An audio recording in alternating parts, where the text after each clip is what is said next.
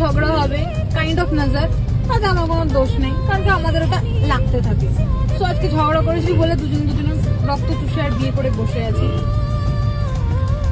So যা বলছিলাম, নজর ইজ রিয়েল, কিছু করার নেই, আমাদের লাগতে থাকে, আমাদের মাসে ওটা যায়নি ছাড়া। তো আমরা কি বলবো, নজর বাজার কিছু না, আমাদের জীবনের নজর লেগেছে, কিন্তু আমরা যাদেরকে নজর লাগাই তাদের কিন্তু নজর লাগে না। আলটিমেটলি আমি প্রচুর লাগাই নজর, কিন্তু তাদের নজর লাগে না, তাই আমার নজরের প্রতি কোনো বিশ্বাস নেই। আমি টক্সিক হয়ে গেছি এর সাথে থেকে থেকে, কিন্তু ও আর আমি অ্যাকচুয়ালি বেশি টক্সিক ওর থেকে হয়েছি অবশ্য।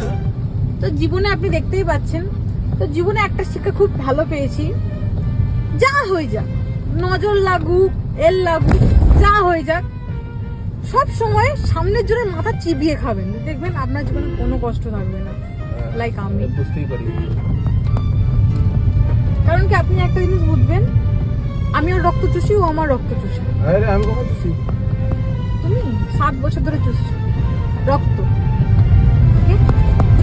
তাহলে বাড়ি চলে এসেছি, বৃষ্টির দিন, আবার একটু রোডটা দেখিয়ে দিই, আপনারা তো বেরোতে পারেননি, তা বলে নজর লাগাবেন না, হ্যাঁ বেশি করে নজর লাগাবেন।